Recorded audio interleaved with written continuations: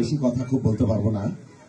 প্রথমে আমি আজকে এই সভায় এই এলাকার আমাদের বিএনপির মুরব্বী ছিলেন জনাব মোকসেদ শেখ, হাসেম ফকির সাহেব, সামাদ মন্ত্রী সাহেব, সাবেক সভাপতি ছিলেন union BNP, Zahid member Zahid, তারপরে ওয়াজেদ আলী মুন্সি, যারাই আমাদের এই এলাকায় যারা পরলোকগত হয়েছেন তাদের আত্মার মাগফিরাত কামনা করি।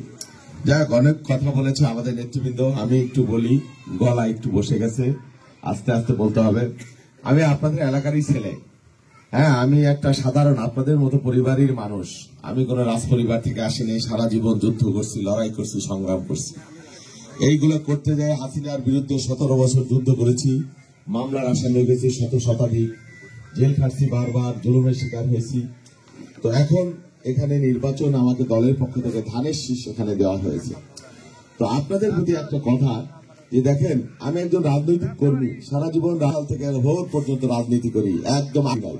আমি ঢাকা বিশ্ববিদ্যালয়ে পড়েছি, গ্রামে পড়েছি, সেখান থেকে রাজনীতি করে তারপর ঢাকা বিশ্ববিদ্যালয়। আমি চাকরি করলে একটা বিসিএস এর চাকরি করে আরামে আয়সে থাকতে পারতাম, কিন্তু রাজনীতি করতে আসছি, জীবন মানুষের জন্য নিজেকে বিসর্জন দিয়ে দিচ্ছি। হ্যাঁ, আমার পরিবার পরিজন আমাকে এখন আর সেভাবে পায় না। আমার জীবন এখন আপনাদের সাথে জড়াই গেছে। কৃষ্ণপুর ইউনিয়ন আমার নিজের ইউনিয়ন, আমি আগেও বলেছি, কারণ এই কৃষ্ণপুর বাজার থেকে আমার বাড়িতে গাড়ি চালাই গেলে 7-8 মিনিটের বেশি কোনোভাবে লাগে না, আমি পরীক্ষা করে দেখছি। আমার পাশের ইউনিয়ন, সুতরাং এর আগে একজন এমপিও পান নাই যে এত কাছে আপনার বাড়ি থেকে, আমি মনে করি একজনও পান নাই। তাহলে আমি বলবো এই কৃষ্ণপুর আমার নিজের ইউনিয়ন, এখানে আমার অনেক আত্মীয় পরিজন, এই যেখানে আমার এক ভাগনা, হ্যাঁ, আরো খুঁজলে পাওয়া যাবে, অনেক অনেক আত্মীয় স্বজন। এই ইউনিয়নের প্রতি আমার অনেক টান। হ্যাঁ, আজকে এই যে কুরবান আলী কুটি আমাদের সহযোদ্ধা ভাই, সে অনেক আগে থেকে আমাকে বলতেছিল যে এই বাড়িতে, হ্যাঁ, এই যাত্রা বাড়ি একটা ঐতিহাসিক জায়গা। আমি শুধু আপনাদের একটা অনুরোধ করব, আপনাদের বিপদ আপদ সব সময় আপনারা আমাকে কাছে পাবেন, কিন্তু দয়া করে কোন ঝগড়া ফ্যাসাদ কার্যে এগুলো করতে যায় না, প্লিজ। আমরা একটা শান্তির একটা এলাকা তৈরি করব, ইনসাফের। হ্যাঁ, কেউ কারোর উপর জুলুম করতে পারবে না, হ্যাঁ, কেউ কারোর উপর অন্যায় করতে পারবে না। এরকম আমরা একটা সমাজ চাই, একটা ইউনিয়ন চাই, যেখানে অশান্তি থাকবে না, মামলা মকদ্দমা থাকবে না, একটা ন্যায় বিচার সমাজে বসে আমরা ময় মুরব্বী যারা আছে, যারা হক হালালি, আমরা সব সমাধান করে দেবো। এখানে সমস্যা হবে না তত না, সমস্যা হবে। এক জায়গায় মানুষ বাস করলে কত কিছু নিয়ে সমস্যা হয়, কিন্তু তার সমাধান আছে। বিশ্বযুদ্ধেও সমাধান হয় আলোচনার মাধ্যমে, কথার মাধ্যমে। তাহলে আমরা কি কারণে কার্য করতে যাবো, ঝগড়া করতে যাবো, ফ্যাসাদ করতে যাবো? আমি আপনাদের মানুষ, আমি আপনাদের ভালো চাই বলেই এই কথা বলছি। এখানে অনেক মায়েরা বোনেরা আছে, শর্ট সময় না হয়তো আগান দিয়ে দিবে, তাদের জন্য একটা খবর দেই। আমরা যদি এবার ক্ষমতায় যাই, আপনাদের প্রত্যেকটা পরিবারের একজন নারী সদস্যের নামে একটা ফ্যামিলি কার্ড আমরা করে দেবো। এটা আমাদের ওয়াদা এবার। হ্যাঁ, এবং কারণ হলো যে আমাদের দেশে মহিলারা, নারীরা এখনো ঘরের মধ্যে নির্যাতিত, নিষ্পেষিত, তাদের মুখ ফাটে না, আমরা জানি, এখনো উঠে আসতে পারে না। আমরা যখন প্রথম ক্ষমতায় এসেছিলাম, খালেদা জিয়া, তখন মেয়েদেরকে ম্যাট্রিক পর্যন্ত বিনা বেতনের সুযোগ কিন্তু দিছিল।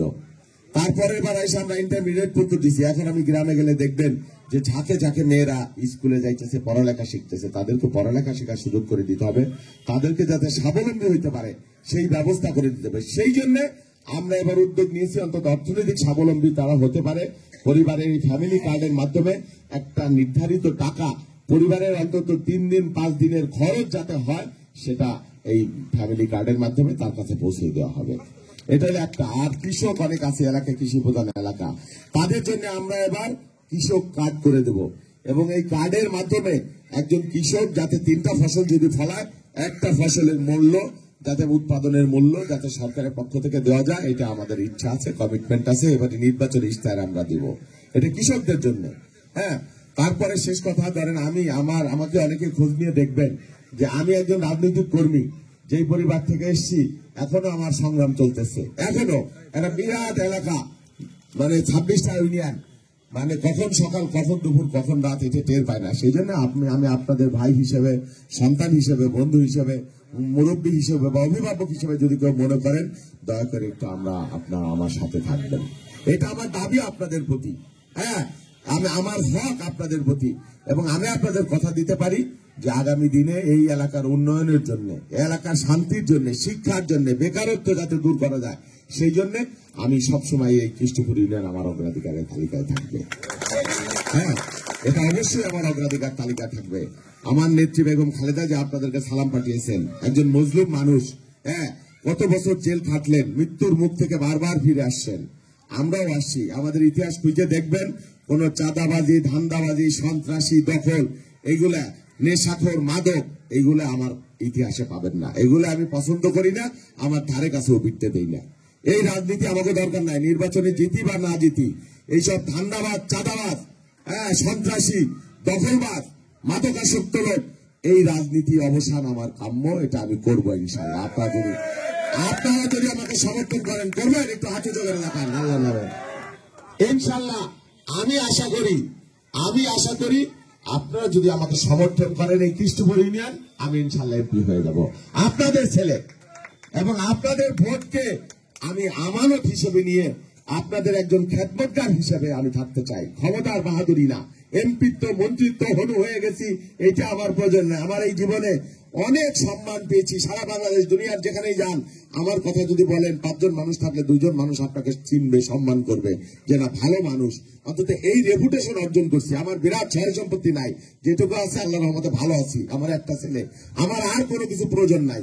হ্যাঁ, তো আমার কথা হলো এইটাই, যে আপনাদেরকে ভালোবাসা নিয়ে যাতে মরতে পারি, এটাই হলো আমার কথা। আপনাদের পাশে নিয়ে, আপনারা এতদিন অভিভাবক শুনেছিলেন, এই সদরপুর, এই রাস্তার মাথায় আমি একটা জমি কিনছি, হ্যাঁ, এই পাম্পের এইখানে।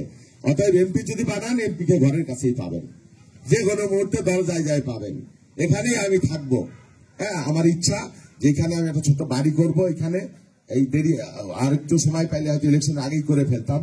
এইখানে আপনাদের পাশে থাকবো, আপনাদের সাথে থাকবো, সুখে দুঃখে, যে কোনো সময় আমাকে আপনারা পাবেন।